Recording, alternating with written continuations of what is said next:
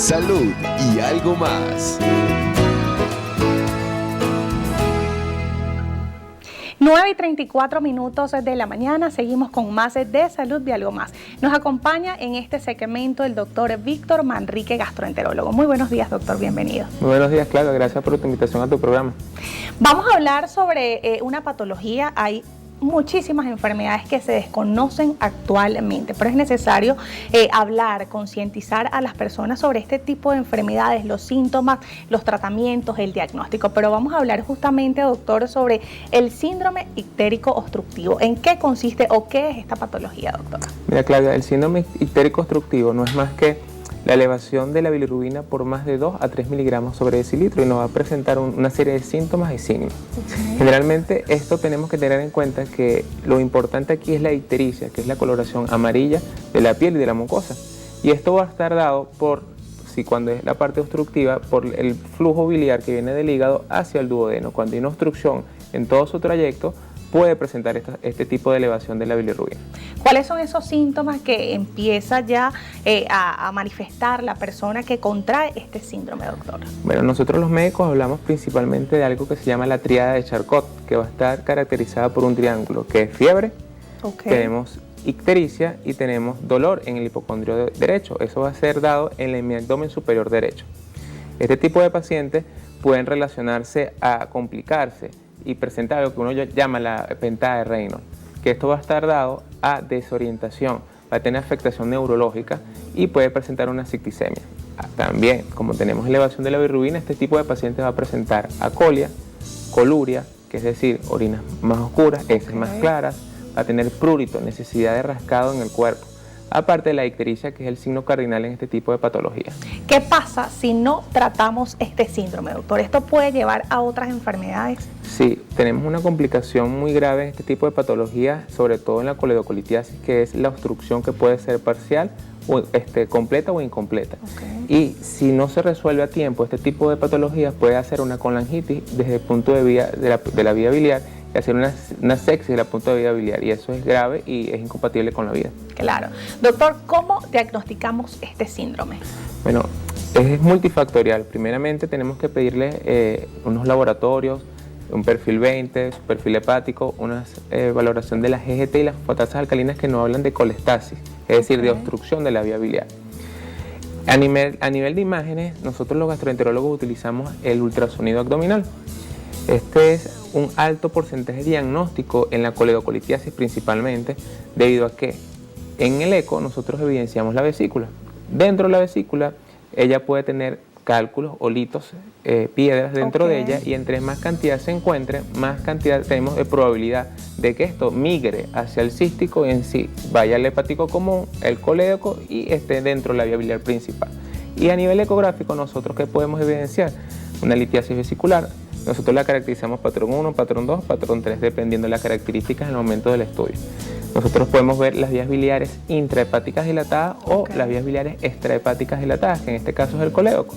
Si yo hago un eco en un paciente y algunas literaturas nos hablan de 6 milímetros, otras hasta 8, pero cuando ya está por encima de eso, hablamos de una dilatación de las vías biliares extrahepáticas y una probable coledocolitiasis.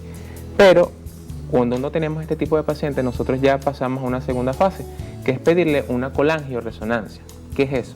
Eso no es más que una tomografía, pero de la vía biliar, una imagen mucho más específica, que nos puede medir cálculos incluso muchísimo más pequeños de 5 milímetros y nos da un alto valor diagnóstico para este tipo de patología. ¿La alimentación puede influir en este síndrome, doctor? La alimentación, esto es muy importante siempre hacerle saber a los pacientes que hay que tener unos buenos hábitos alimenticios. Yo nunca soy de decirles que quiten de por vida ciertos alimentos, simplemente modularlos y hacer mucha actividad física. Por ejemplo, el exceso de café, el cigarrillo, el licor, las harinas, la sal, los condimentos, los refrescos. Ese tipo de alimentos generan cálculos o pueden ser nocivos para nuestra salud a nivel de este tipo de patologías que estamos hablando hoy día. Gracias a una buena alimentación podemos evitar muchísimas enfermedades, doctor. Pero cuando hablamos del tratamiento del síndrome ictérico obstructivo, ¿cuál es ese tratamiento para poder tratar esto? Principalmente este tipo de pacientes, dependiendo sus síntomas, debería estar hospitalizado, tiene que estar en dieta absoluta porque el momento que el paciente come, imagínate que tengas cálculos dentro de la vesícula, ella se encuentra totalmente distendida. Okay. Cuando el paciente come, ella se contrae. Y al contraerse puede causar dolor, aumenta la presión dentro del árbol biliar y por ende va a causar mucho más molestia, como nosotros decimos, dolor en el hipocondrio derecho o en el abdomen derecho. Este tipo de pacientes es posible, dependiendo de sus leucocitos, tienen que recibir o no antibióticos. Este tipo de pacientes, principalmente el tratamiento definitivo, no es tanto médico de tratamiento, sino hacer algo terapéutico que se llama colangiografía retrógrada endoscópica, que nosotros la tenemos como siglas como CEPRE. Okay. Este tipo de procedimientos lo hacemos nosotros los gastroenterólogos, es un procedimiento bastante delicado, es un procedimiento que tiene altas complicaciones cuando tienen algún tipo de patologías malignas. Realmente el margen de solventar ese tipo de patologías es un 90% prácticamente, o sea, tenemos un mínimo margen de no resolverlo. Pero en la CEPRE, ¿qué hacemos nosotros? Nosotros es como una endoscopia, imagínate una endoscopia con diferencia que no es una visión frontal, sino lateral con el duodenoscopio. Nosotros pasamos por la boca, pasamos esófago, pasamos estómago y nos posicionamos en duodeno. Una vez en duodeno, nosotros tenemos unos accesorios. Esos accesorios nosotros pasamos dentro de la vía biliar por un orificio que se llama la papila de Vater. Dentro de la vía biliar nosotros tenemos ciertos accesorios adicionales como son un balón de extracción de cálculo, tenemos cesta de Dormia para poder manipular la vía biliar y tratar de descomprimirla. En algunos casos, dependiendo de la cantidad de cálculos que se encuentren dentro de la vía biliar principal, nosotros podemos o no colocar stents plásticos, que esto nos va a permitir la evolución del paciente, que tenga una mejor mejoría, pero luego a los 3 meses hay que retirárselo para tratar de sacar el resto de cálculos remanentes que se encontraron dentro de la vía biliar. Claro, gracias también, como usted lo mencionaba, a una buena alimentación, sí se puede evitar este síndrome, doctor. Sí, sí se puede evitar totalmente. Generalmente es algo básico de tener buenos hábitos alimenticios, tener actividad física. La ingesta de líquido, doctor. La ingesta de líquido, a tomar por lo menos 2 litros de agua al día para evitar llegar a tener ese tipo de lesiones. Inclusive es muy frecuente que este tipo de patologías sean pacientes que sean un poco desorganizados, les guste comer en las calles, comidas chatarras, muchas harinas, y esto por ende nos trae consecuencias para nuestra salud. ¿Hay una edad específica en el que se presente más este síndrome o se puede presentar desde muy temprana edad hasta la edad más avanzada? No hay una edad específica. Generalmente los pacientes pueden incluso he tenido pacientes de 30 años con cálculos dentro de la vía biliar, pero como este es un tipo de patología que se da por la alimentación, una mala alimentación, puede darse frecuentemente en pacientes de 40, 45 años, pero no hay una edad específica para ello realmente. Una vez que la persona contrae este síndrome, doctor, que recibe el tratamiento, ¿puede nuevamente repetir este síndrome? Sí puede, incluso. Te explico algo que nosotros llamamos cuando hay un cálculo dentro de la vía biliar, hay que hacer una colelapia, es decir, operar la vesícula.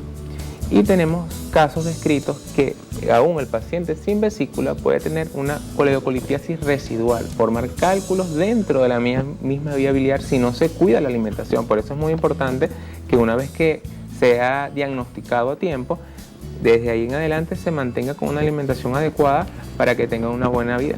Por supuesto, por eso es que siempre desde aquí, desde el programa, resaltamos la importancia de comer totalmente sano, hacer ejercicio para así poder pensar en positivo. Muchísimas gracias, doctor, por acompañarnos. Si nos puede dejar sus redes sociales y algún número de contacto. Sí, claro que sí. Mis redes sociales es @Dr. Víctor Gastro. Mi número telefónico es 0424-326-3209. Amigos, momento de marcar otra pausa, 9:43 minutos de la mañana. Recuerden que estamos completamente en vivo y usted puede interactuar con nosotros, 0414-187-9364. Salud y algo más de piso. Y nos vamos a una pausa, pero al regreso estará con nosotros Ruth de la OZ, especialista en familia y pareja. Nuestro tema a conversar: Navidad y emociones en tiempos de pandemia.